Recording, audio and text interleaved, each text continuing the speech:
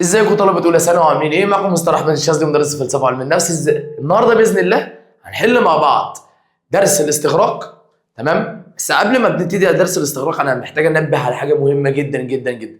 عاوزك تتابع معايا على اليوتيوب كويس جدا خلال الاسبوع ده، لان انا هنزل لك مراجعه على نص منهج الفلسفه كله، من اول درس التفكير لحد اهميه الفلسفه بالنسبه للانسان وبالنسبه للمجتمع، وبالنسبه للمنطق من اول درس في المنطق لحد درس القضيه المنطقيه وتقسيم القضايا.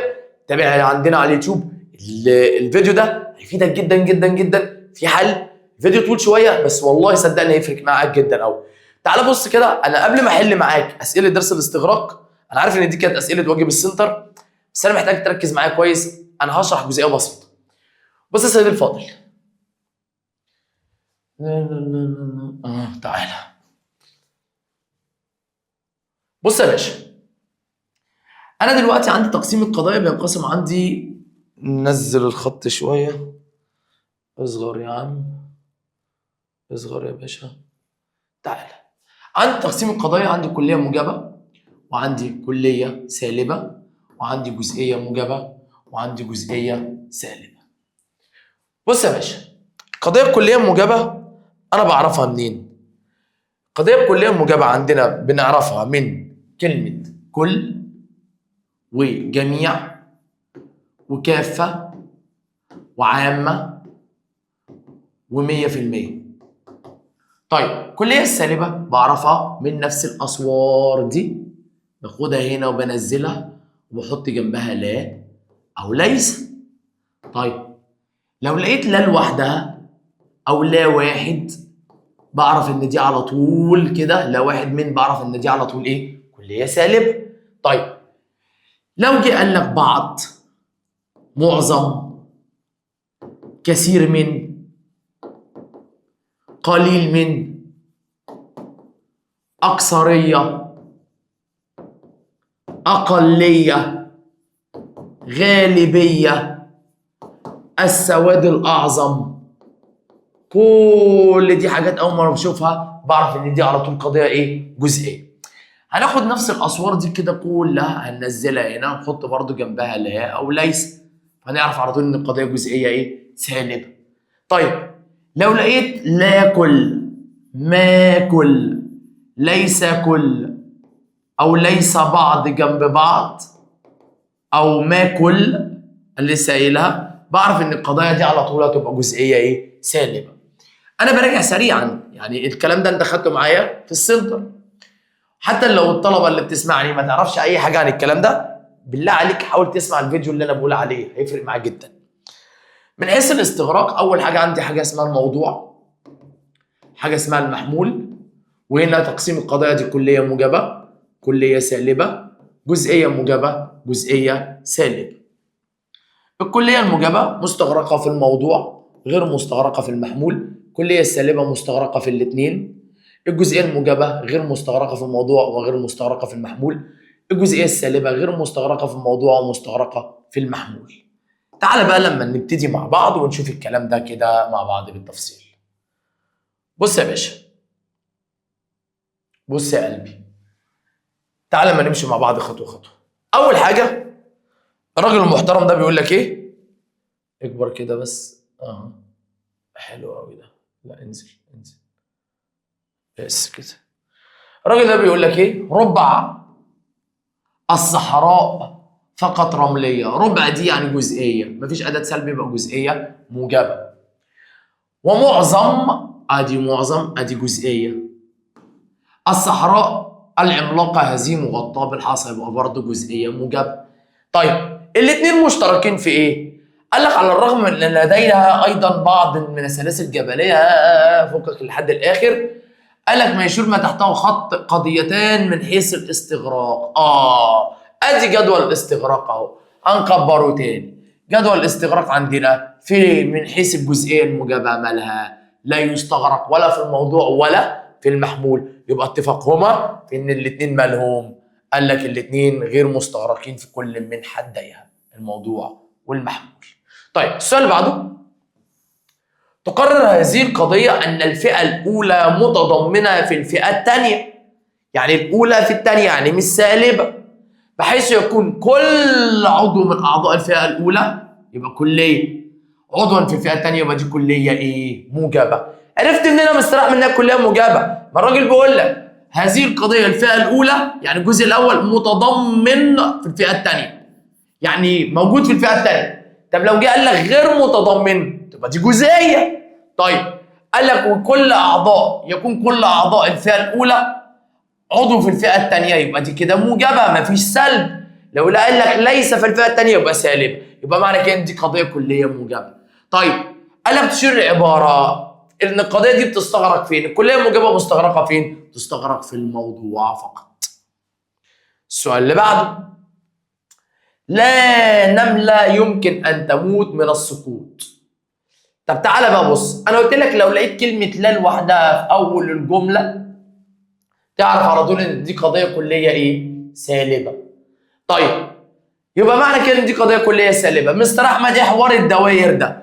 لو انا جيت رسمت لك دايره كده اهي، وادي دايره جنبها اهي، وجيت انا دلوقتي قلت لك الدايره الاولى اسمها دايره الموضوع والثانيه اسمها دايره المحمول، ورحت انا جايب لك الدايره الاولى مظلله مظلله مظلله مظلله لون لون لون لون ظلل ظلل ظلل. الدايره المظلله بتبقى مستغرقه والدايره الغير مظلله غير مستغرقه. مين اللي بتستغرق في الموضوع وغير مستغرقه في المحمول؟ دي بتبقى الكليه الموجبه. طب ما تيجي ندي مثال تاني. لو انا جيت جبت لك الدايره دي اهي، امسح امسح. لو جيت جبت لك دايره اهي وحطيت لك دايره تانيه جواها كده، ورحت انا مظلل لك الدايره التانيه دي كلها كده، يبقى معنى كده الاولى دي غير مستغرقه والثانيه مستغرقه. الاولى دي اللي هي دايره الموضوع والثانيه دايره المحمول. مين اللي غير مستغرقه في الموضوع ومستغرقه في المحمول؟ دي الجزئيه السالبه. طب تعالى اما نشوف. قال لك دلوقتي لا نمله دي كلها سالبه. كلها سالبه، بص الدايره دي غير مستغرقه هنا وغير مستغرقه هنا. مين غير المستغرقه في الاثنين؟ الجزئيه الموجبه. الاثنين دول مستغرقين اهو، يبقى دي كليه سالبه. اللي دي غير مستغرقه ودي مستغرقه، مين دي؟ دي الجزئيه السالبه. دي غير مستغرقه ودي غير مستغرقه، دي مين؟ دي الكليه الموجبه. ونوع الاجابه نوع السؤال ايه؟ كليه سالبه، يبقى الاجابه هتبقى تاني واحده. السؤال اللي بعده، قاطبه. قاطبه التماسيح ليس لها غدد. تمام؟ دمعيه. قاطبه كليه مفيش اداه سلب. تمام؟ قال لك قاطبة التماسيح لها غدد دمعية تفرز الدموع. طيب معنى كده ان القاطبة دي كلية في أداة سلب؟ ليس لها. معنى كده دي قضية كلية ايه؟ سالب. طب الكلية السالبة مالها يا مستر أحمد؟ الكلية السالبة تستغرق كل من ايه؟ حديها. كانت كافة الأحذية ذات الكعب العالي ليست في الأصل أحذية نسائية. كافة كلية وليست سالبه، يبقى دي قضيه كليه سالبه. طيب قال لك تشير ما تحته خط للقضيه تستغرق في ايه؟ القضيه السالبه، الكليه السالبه تستغرق في الموضوع والمحمول او تستغرق في الموضوع والمحمول. الكثير من الفيتامينات الموجوده في الفواكه لا تكون الا في القشره. كثير من او قليل من دي كده جزئيه. طيب لا دي سالبه يبقى دي جزئيه سالبه. والجزئيه السالبه مالها؟ تستغرق في المحمول فقط. تعالى كده دي غير مستغرقه في الاثنين، دي مستغرقه في الاثنين بدل مظللين. دي غير مستغرقه في الموضوع ومستغرقه في المحمول. دي مستغرقه في الموضوع وغير مستغرقه في المحمول، وهو قال لك ان هي جزئيه سالبه، والجزئيه السالبه تستغرق في المحمول فقط، يبقى الاجابه هتبقى دي. طيب النسور لا تموت بل تنتحر بسبب الامراض. النسور لا تموت، يبقى دي معنى كده ان هي كل النسور، النسور اللي هي كل النسور، زي لما اجي اقول لك البشر اللي هي كل البشر. لا تموت بل تنتحر، دي معناها ان دي هتبقى قضيه كليه موجبه اللي هي بتبقى مستغرقه في الموضوع فقط. طيب اغلبيه جيراني غير جبناء، اغلبيه جزئيه غير ليست اداه سلب. ادوات السلب اللي عندنا لو ليس، تمام، يبقى دي جزئيه موجبه. السواد الأعظم من الممرضات، السواد الأعظم من دي جزئية. التي لا تراعين المرضى فصلن من الوظيفة. معنى كده لا تراعين المرضى دي، هل لا دي فصلت بين الموضوع والمحمول؟ لا، يبقى جزئيه موجبه. فالجزئيه الموجبه مالها؟ الجزئيه الموجبه عندنا لا تستغرق ولا في الموضوع ولا في المحمول. ما بتستغرقش، يبقى معنى كده الدايره مظلله ولا غير مظلله؟ لا، غير مظلله، اللي هي هتبقى الاثنين دول. سؤال رقم 9. الظالمون هي كل الظالمون هم أسوأ الناس مقاما يوم القيامة. دي قضية كلية موجبة ما فيهاش أداة سلب، والقضية الكلية الموجبة مستغرقة فين؟ في الموضوع فقط. سؤال رقم 10. جميع قلوب المسلمين تهفو لبلد الله الحرام مكة. جميع دي كلية، تهفو إلى بلد الحرام ما فيش أداة سلب، يبقى قضية كلية موجبة. الكلية الموجبة من حيث الاستغراق تستغرق في الموضوع ولا تستغرق في المحمول. يعني معنى كده ان الدايره الاولى مظلله والثانيه لا. فين اهي. طيب السؤال اللي بعده. كل الفيتامينات مهمه لصحه الانسان. كل كليه، مفيش اداه سلبي، يبقى قضيه كليه موجبه. الكليه الموجبه عندنا مستغرقه فين؟ في الموضوع فقط. سؤال رقم 12. 100% من الاغذيه الغنيه بفيتامين سي تساعد على تحفيز نمو الكولاجين. 100% كليه، مفيش أداة سلبي، يبقى قضية كلية موجبة. طب الكلية الموجبة هل تفيد انفصال؟ انفصال يعني سالبة بين كل الأفراد؟ لا، دي كده كلية سالبة. تفيد اتصال؟ اتصال يبقى موجبة. بين بعض؟ لا، يبقى دي جزئية موجبة. تفيد اتصال يا مستر يعني موجبة. بين بعض؟ لا، دي كده جزئية موجبة مش هينفع. تفيد اتصال بين كل هي دي. ليه؟ 100% كلية. تفيد الموجبه مفيش اداه سلبي بكليه موجبه، يبقى تفيد اتصال بكل افراد الموضوع بكل افراد المحموله، تبقى اخر واحده. الشكل الذي امامك يعبر عن اشكال القياس. ده الموضوع غير مستغرق والمحمول مستغرق، يبقى معنى كده ان دي جزئيه سالبه. الجزئيه السالبه تعالى. الكثير من السباحون غير ماهرون، دي جزئيه موجبه. جميع السباحون غير ماهرون، دي كليه موجبه. ما سبح ماهر، دي كليه سالبه. لا كل السباحون ماهرون، دي اللي وحيده اللي جزئيه سالبه. عشان قلت لك لا كل ما كل ليس كل جزئيه سالبه. لا كل ما كل ليس كل جزئيه سالبه. طيب السؤال اللي بعده. سؤال 14. كل احماض المعده قويه جدا لدرجه انها يمكنها اذابه معدن الاستانلستيس. تمام. تمثل قضيه ما احدى اختيارات، وهي ايه؟ كل احماض المعده كليه، مفيش اداه سلبي بقضيه كليه موجبه. القضيه الكليه الموجبه تستغرق في الموضوع ولا تستغرق في المحمول؟ هل مستغرقه الموضوع والمحمول؟ لا. مستغرقه المحمول فقط؟ لا. مستغرقه الموضوع؟ هي دي تستغرق الموضوع ولا تستغرق فين؟ في المحمول. 15.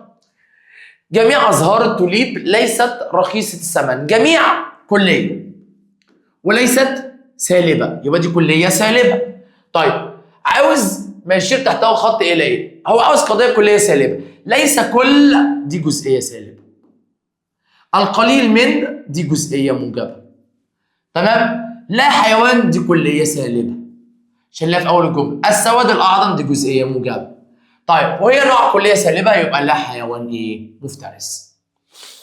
70% من سكان العالم في قارتي اوروبا واسيا، تشير القضيه الى ايه؟ 70% دي جزئيه. مفيش اداه سلب، يبقى جزئيه موجبه. جزئيه موجبه يعني الحكم فيها يشمل كل افراد الموضوع وكل افراد المحمول؟ لا، بعض مش كل. يشمل الحكم فيها لا يشمل كل افراد الموضوع ولا كل افراد المحمول؟ لا. يكون الحكم فيها يشمل كل افراد الموضوع دون المحمول؟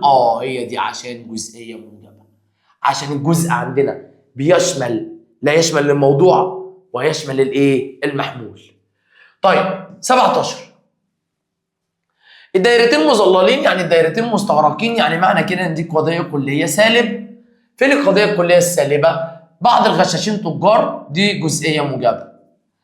كل التجار غير غشاشين، دي كليه موجبه. ليس كل، دي جزئيه سالبه. طيب وهي عندنا كليه سالبه اللي هي لا واحد من التجار غشاشين. عشان قلت لك لو لقيت لا لوحدها او لا واحد تعرف ان دي قضيه كليه سالبه.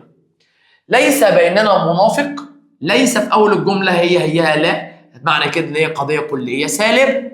طيب قال لك قضيه تستغرق ايه؟ القضيه الكليه السالبه تستغرق في الموضوع وتستغرق في المحمول. هل غير مستغرقه؟ لا. مستغرقه؟ لا. ولا مستغرقه في الموضوع والمحمول؟ هي دي هتبقى مستغرقه في الموضوع والمحمول عشان هي قضيه نوع قضيه كليه ايه؟ سالبه. طيب جميع رواد الفضاء الذين يسافرون الى محطه الفضاء الدوليه يجب ان يسافروا مع رواد الفضاء الروس. جميع وفي خلال الجمله دي كلها مفيش اداه سلب، فمعنى كده ان دي قضيه كليه موجبه. طيب وان عناصر التحكم في مركبهم الفضائيه مش باللغه الروسيه شرم تحتها خط من ايه؟ من حيث الاستغراق. الكليه الموجبه عندنا تستغرق في الموضوع ولا تستغرق في المحمول؟ يبقى هنقول هنا مستغرقه في المحمول فقط؟ لا.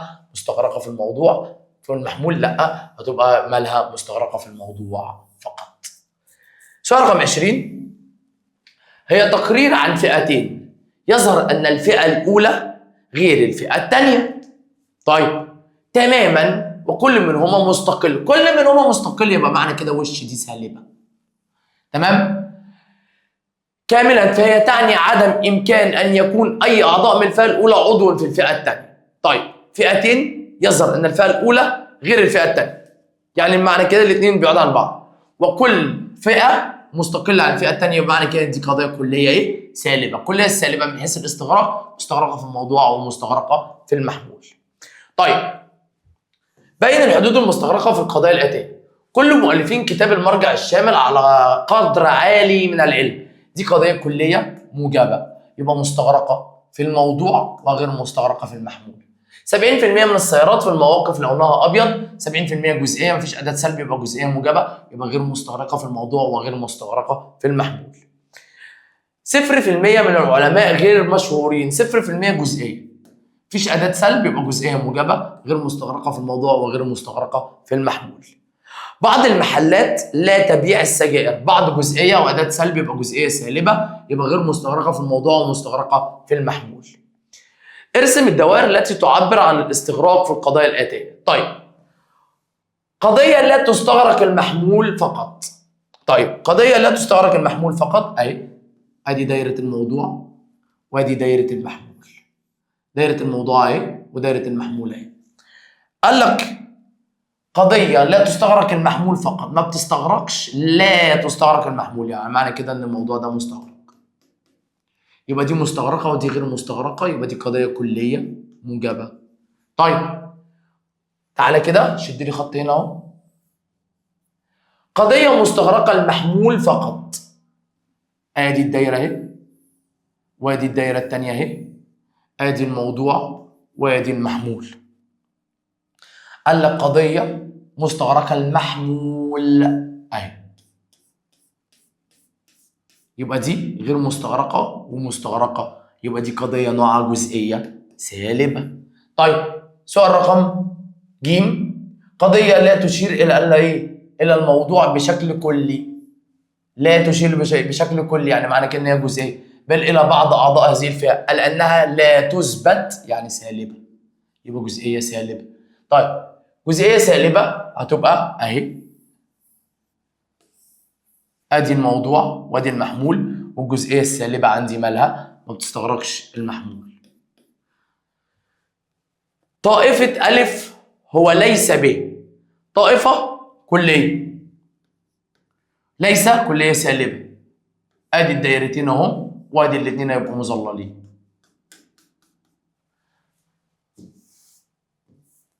التدريب الثاني، القضيه التي يكون الحكم فيها يفيد انفصال يبقى سلب. كل افراد الموضوع للمحمول يبقى كليه سالبه، يبقى الكليه السالبه مالها؟ بتستغرق الموضوع وتستغرق المحمول، يبقى تستغرق كل من حدين. القضيه التي يكون الحكم فيها يشمل كل افراد الموضوع ولا يشمل المحمول، يبقى دي قضيه كليه ايه؟ ها كليه ايه؟ مين اللي بتستغرق دي؟ تستغرق ايه؟ الموضوع ولا تشمل المحمول. بص، قضيه التي يكون الحكم فيها يشمل كل افراد الموضوع ولا يشمل افراد المحمول، يبقى معنى كده ان دي قضيه كليه ايه؟ سالبه. حلو. الكليه السالبه مالها بقى؟ الكليه السالبه تستغرق الموضوع وتستغرق المحمول اهي. القضيه التي يكون الحكم فيها يفيد الانفصال يبقى سالبه. كل افراد الموضوع عن بعض افراد المحمول يبقى دي جزئيه سالبه. الجزئيه السالبه تستغرق ايه؟ عن بعض اهي، يبقى دي جزئية سالبة تستغرق في المحمول فقط. الحكم الذي لا يشمل كل أفراد الموضوع ولا كل أفراد المحمول، ولا بيشمل الموضوع يبقى جزئية، ولا يشمل المحمول يبقى دي كده عندنا جزئية إيه؟ موجبة لا تستغرق أي من حديها. عامة المصريين متطلعون إلى مستقبل أرغد مشيد على العلم. طيب عامة المصريين كلية، مفيش أداة سلب يبقى كلية موجبة، كلية موجبة تستغرق في الموضوع فقط. طيب القضية جميع الفلزات توصل الكهرباء، جميع كلية، مفيش أداة سلب يبقى كلية موجبة وتستغرق الموضوع فقط. السؤال اللي بعده يقول إبراهيم الفقي معظم الناس يموتون بسبب ما يأكلهم من أفكار سلبية. معظم الناس أدي جزئية، مفيش أداة سلب يبقى جزئية موجبة، جزئية موجبة لا تستغرق في الاثنين يبقى هنا لا تستغرق أي من حديها. السؤال اللي بعده احنا قلنا لا يستغرق أي من حديها. أقل من 3% في العالم كله هو الذين يعرفون ماذا يريدون بالضبط. جزئية مفيش أداة سلبية وجزئية موجبة، نفس الكلام اللي فوق يبقى لا تستغرق عندنا الموضوع ولا المحمول أي من حديها يعني.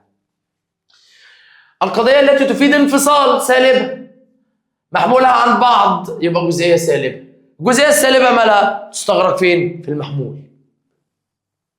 100% من الأشكال الهندسية التي رسمتها صحيحة سوى شكلان. 100% من الأشكال الهندسية التي رسمتها صحيحة سوى شكلان. 100% دي كلية، في شهادة سلبي يبقى كلية موجبة، كل موجبة تستغرق في الموضوع ولا تستغرق في المحمول يبقى تستغرق في الموضوع فقط.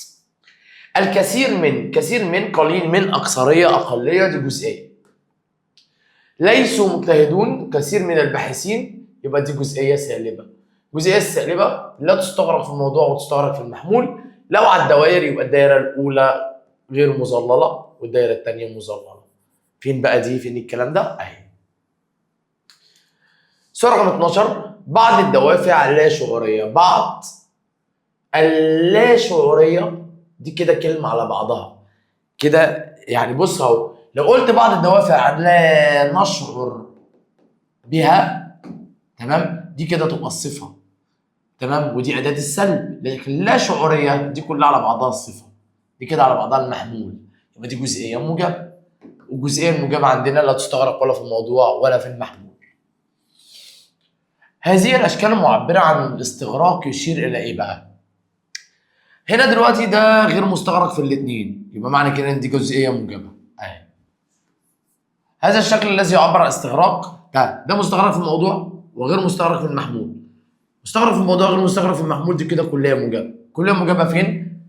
اهي تستغرق في الموضوع. ممكن يجيب لك هنا بدل الاختيارات دي امثله، يجي يقول لك مثلا كل الطلاب ليسوا حاضرين، بعض الطلاب حاضرين، بعض الطلاب ليسوا حاضرين، فطبعا لازم تختار المثال اللي بيدل على الكليه الموجبه. قضية تفيد انفصال يبقى سالبة، محمولها عن بعض أفراد موضوعها يبقى دي جزئية سالبة. الجزئية السالبة مالها؟ الجزئية السالبة لا تستغرق في الموضوع تستغرق في المحمول اهي. سؤال رقم 16 ليس البتة إذا كانت هذه فرنسيا فهو عربيا. ليس في أول الجملة، ليس هي لا في أول الجملة يبقى معنى كده القضية دي كلية سالبة. كلية السالبة تستغرق في كل من حديها يبقى دي. ليس جندي خائن نفس الكلام، هي لا جندي خائن يبقى القضية كلية سالبة يبقى تستغرق كل من حديها تستغرق الموضوع والمحمول. كافة الأبنية التي لا يسكنها أحد مخفية مخيفة قصدي كافة كلية ولا يبقى كلية سالبة يبقى تستغرق في الاثنين أهي. لا يا باشا تستغرق كل من حديها أهي. بعض الكتب غير مفيدة، بعض جزئية غير ليست أداة سلب يبقى جزئية موجبة يبقى لا تستغرق في كل من حديها أهي.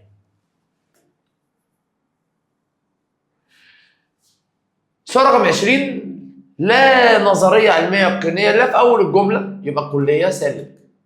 كلية سالبة تستغرق في الاثنين يبقى تستغرق كل من حديها. أعطي مثال للقضية التي تشير إلى الدوائر الاستغراق. الاولانيه دي غير مستغرقه والثانيه مستغرقه، يبقى معنى دي جزئيه سالبه. جزئيه سالبه نقول له بعض الطلاب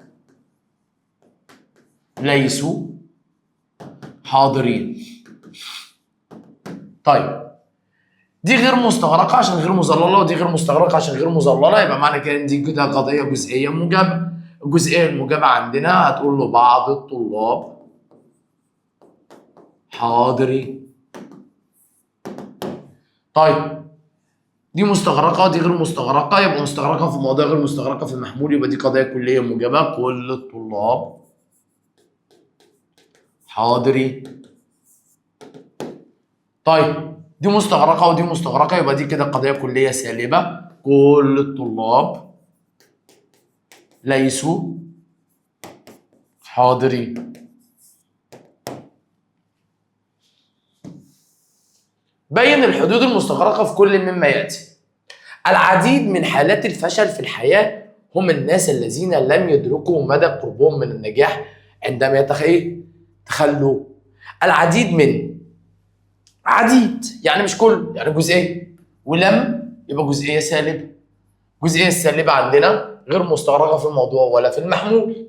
بعض الذكريات لا تصب في بحر النسيان. بعض ولا جزئيه سالبه، انا اسف جزئيه سالبه غير مستغرقه في الموضوع ومستغرقه في المحمول، ودي برضو غير مستغرقه في الموضوع ومستغرقه في المحمول. طيب بعض الاصدقاء الذين لا يتحملون، برضو دي جزئيه سالبه غير مستغرقه ومستغرقه. كل من لا يتحلى بالشجاعه، كل من لا يتحلى بالشجاعه دي كده كلمه على بعضها، لا دي ليست اداه سلب، ما فصلتش بالموضوع وبالمحمول، يبقى دي كليه موجبه، مستغرقه في الموضوع وغير مستغرقه في المحمول. اختر الاجابه الصحيحه. ليس كل البجع لونه ابيض. لا كل ما كل ليس كل جزئيه سالب. الجزئيه السالبه عندنا مالها؟ قال لك الجزئيه السالبه تستغرق في المحمول فقط. طيب اهو ليس كل جزئيه سالبه، الجزئيه السالبه عندنا مالها؟ تستغرق في المحمول فقط. طيب ما بعض برضه جزئيه سالبه تستغرق فين؟ في المحمول فقط. هذا الشكل المعبر عن الاستغراق. لا تستغرق في الموضوع وتستغرق في المحمول، دي جزئيه سالبه. ماشي اهي تستغرق في المحمول فقط، الجزئيه السالبه. قاطبه. قاطبه كليه ولا جزئيه؟ طيب هنا دلوقتي قاطبه الممرضات غير مهملات، دي ليست اداه سلب. طيب هنا دلوقتي عندنا قاطبه دي كليه ولا جزئيه يا شباب؟ انا قلت لك دي قاطبه دي عندنا هتبقى جزئيه. طيب مفيش اداه سلب، طب هتبقى جزئيه ايه؟ موجبه. انا اسف قاطبه دي كليه. طيب هتبقى هنا دلوقتي الكليه الموجبه تستغرق فين؟ في الموضوع. كل الطلاب يسعون الى النجاح عدا المهمل. كل كليه مفيش اداه سلب، كليه موجبه تستغرق فين؟ في الموضوع. عدا دي ليست اداه سلب. ماشي. بعض النباتات مثل الحيوانات القاتله، بعض دي جزئيه مفيش اداه سلب، يبقى جزئيه موجبه. جزئيه موجبه لا تستغرق ولا في الموضوع ولا في المحمول، يبقى لا تستغرق اي من حدين. هذا الشكل يعبر عن ايه؟ دايرتين مظللين، يبقى دايرتين مستغرقين، يبقى دي كليه سالبه. الكليه السالبه تستغرق في الموضوع والمحمول، يبقى اهو كليه سالبه تستغرق في الموضوع والمحمول. سؤال رقم 8. كثير من السفن لا مصنوعه من الحديد. كثير من جزئيه ولا جزئيه سالبه. الجزئيه السالبه عندنا غير مستغرقه في الموضوع، مستغرقه في المحمول، هتقول له هنا تستغرق فين؟ في المحمول فقط. كل مؤلفين الكتب الخارجيه على قدر كافي من العلم. كل كليه وما فيش اداه سلب بالكليه موجبه، يبقى تستغرق في الموضوع ولا تستغرق في المحمول. اهي تستغرق في الموضوع ولا تستغرق في المحمول. مالكش دعوه باللي مظلل بالاحمر، مش بعضه بيبقى صح، خليك في اللي انا بقوله بس. كل ما يتسق من الاداب الانسانيه العامه هو من صميم الفطره السليمه التي فطر الله عليها الانسان. كل كليه مفيش اداه سلب، يبقى القضيه كليه موجبه، يبقى تستغرق في الموضوع فقط. القليل من الحراس الجبناء لم يدافعوا. قليل من جزئيه ولم اداه سلب، يبقى جزئيه سالبه. الجزئيه السالبه تستغرق في المحمول فقط. هذا الشكل الذي يدل على الاستغراق هنا ولا بيستغرق هنا ولا بيستغرق هنا، يبقى دي معنى كده ان ايه؟ لا تستغرق في الموضوع ولا المحمول، يبقى دي جزئيه موجبه. فين الجزئيه الموجبه؟ الجزئيه الموجبه، الجزئيه الموجبه اهو الكثير من لا اي من حدي ادي اهي. ليه بقى يا مستر احمد؟ لان لا في اول الجمله كليه سالبه كليه سالبه كليه موجبه، دي مش هتنفع طبعا، يبقى الباقي دي. سؤال رقم 13 تستغرق في الموضوع ولا تستغرق في المحمول، يبقى دي كده قضيه كليه موجبه. فين بقى القضيه الكليه الموجبه؟ اللي هي قاطبه اهي، عشان ما في اول الجمله كليه سالبه وليس بعض، دي جزئيه سالبه فطبعا مش هتنفع، ولا كثير من دي جزئيه. طيب جميع النبلاء من البشر يتحملون بايه؟ يتحلون بخصال الطيبه، جميع دي كليه. مفيش اداه سلب يبقى الكليه موجبه. الكليه الموجبه هنا بقى ايه؟ شمول الحكم على الموضوع والمحمول. طيب تعالى نشوف اللي بعده. شمول الحكم على المخبر عنه، المخبر عنه ده الموضوع. تمام؟ كل الموجبه يشملون الحكم على المخبر عنه اللي هو الموضوع، ما بين اللي ملوش دعوه بالمحمول. معظم الفلاسفه ايه؟ بفكرهم غيروا مجتمعاتهم للافضل. معظم دي جزئيه. مفيش اداه سلب جزئيه موجبه، يبقى لم تشمل الحكم على افراد الموضوع والمحمول عشان جزئيه ما بتشملش افراد الموضوع ولا المحمول. جميع رجال التربيه والتعليم يتجهون الى اعاده النظر في المنظومه التعليميه من اجل عالم افضل. جميع دي كليه، مفيش اداه سلب يبقى كليه موجبه، يبقى قاطبه. طيب كل المزارع السمكيه اصبحت موضع اهتمام من الدول في هذه الاونه باستخدام احدث الطرق في تربيه الاسماك. كل مفيش اداه سلب يبقى قضيه كليه موجبه. كليه موجبه تستغرق فين؟ في الموضوع فقط. قليل من الاسمده الزراعيه غير ضروريه، قليل من جزئيه، مفيش اداه سلب يبقى جزئيه موجبه. جزئيه موجبه اهي قليل من ومفيش اداه سلب، غير دي ليست اداه سلب يبقى جزئيه موجبه. جزئيه موجبه لا تستغرق اي من حديها. احمد حسن مؤلف كتاب المرجع الشامل، ده طبعا مدرس زميل ليه كل الاحترام. طيب هنا دلوقتي احمد حسن دوت شخص ايه؟ مش انا لوحدي اللي اسمي احمد، دي قضيه كليه. مؤلف المرجع الشامل يبقى دي قضيه كليه موجبه، يبقى القضيه الكليه الموجبه هتستغرق فين؟ في الموضوع. العديد من اختبارات الكليه الحربيه اجتزتها. العديد من مش كله، يعني جزئيه، مش اداه سلب يبقى جزئيه موجبه. يبقى هنا الحكم بتاعي يشمل ولا لا يشمل؟ لا يشمل الحكم فيه عشان جزئيه. الاسئله المقاليه بصراحه انا تعبت جدا النهارده في التصوير، بس كله لاجلك والله العظيم يهون. يا رب يا رب يا رب تكون بتستفاد باللي انا بعمله ده. انا لو وريتك الساعه دلوقتي، احنا قاعدين في الاستديو لحد دلوقتي الساعه كام؟ الساعه 2:30. تمام؟ بس انا ما عنديش اي مشكله، ده كله تحت امر سيادتك. تمام؟ طبعا ده بعد يوم كبير جدا في السنتر، النهارده الثلاث. تمام؟ الموافق يوم 18. اتمنى والله العظيم تكون بتقدر التعب اللي احنا بنعمله ده، تسمع الكلام ده كله. احنا كنا بنصور ليك من شويه برضو التقييمات الاسبوعيه. صدقني والله العظيم احنا بنعمل لك ده كله عشان نقدر ان احنا نشوفك حاجه كويسه في الاخر. تعال نكمل مع بعض. طب المثال لكل مما يلي قضيه لا تستغرق اي من حديها. لا تستغرق اي من حديها يعني معنى كده دي جزئيه موجبه. هتقول له بعض الطلاب حاضرين. قضيه لا تستغرق اي من حديها، ما هي نفس اللي فوقيها يا عم، ماشي اهي. طيب قضيه يقع الحكم فيها على كل افراد الموضوع كليه، وبعض افراد المحمول يبقى دي قضيه كليه سالب. هتقول له والله بعض الطلاب ليسوا حاضرين، قصدي كل الطلاب ليسوا حاضرين. كمل الاخر. قضيه يقع فيها الحكم فيها على بعض جزئيه، وكل يبقى جزئيه موجبه. هتقول له بعض الطلاب حاضرين.